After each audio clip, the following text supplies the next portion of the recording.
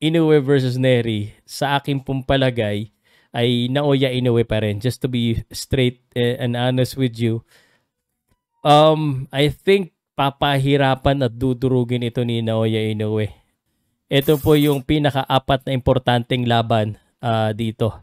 So, let's go ahead and talk about the initial prediction dito po sa mga laban na ito. At pagkatapos nito, babasahin ko po ang inyong mga komento at sasagutin ko po ang inyong mga tanong regarding po dito. No? Kaya po, ingat-ingat po tayo sa mga fake news po, no? At sa mga nagbabalita po basta-basta ng hindi naman kumpirmado. At mag-ingat din po tayo. Kaya nga po, ako po ay humihingi po sa inyo na bago po kayong maniwala, lalo na po sa mga nagbabalita, walang muka ang mga balita at tapos kumbaga para lang kumita ng pera, hindi po maganda yan. Kailangan may katotohanan din. Gusto natin kumita lahat ng pera pero para ilabas yung mga balita, dapat po yung mga ganyan hindi sinusuportahan kasi medyo hindi po maganda yan sa industriya natin. So, Inoue versus Ishida, napakagandang laban. Ito pong Takuma Inoue versus Ishida.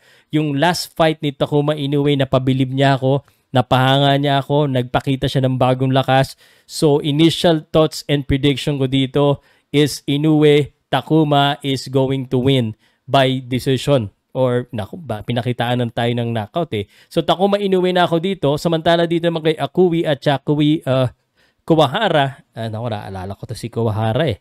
Kay Akui ako dito. Ang pinaka-interesting ako dito, itong Maloney at saka Takei.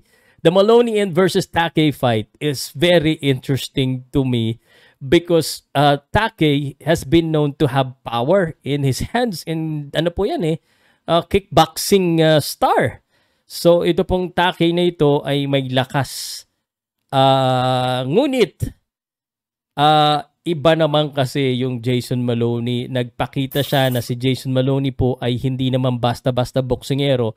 Kahit na, obviously, most of you guys will give Takei the power and Jason Maloney would have the experience. Ang masasabi ko lang, Jason Maloney matibay. So, I would have to give this to Jason Maloney, guys. I would have to give this fight to Jason Maloney para sa akin. Yan. So, Jason Maloney, I think, would win this one. And then, of course, sa laban ng Inoue versus Luis Neri, ito lang ang masasabi ko. Ito yung Takei versus Maloney, no? Nice. And then, ito naman sa laban ng ito, ilakihan natin.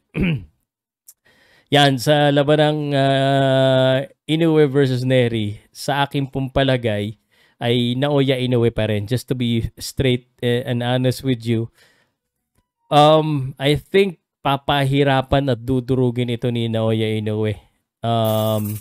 Sa tingin ko lang, I think papahirapan ito ni Naoya Inoue. Ipaghihiganti niya to. So, yun ang aking pong nakikita po sa ganyan po, no?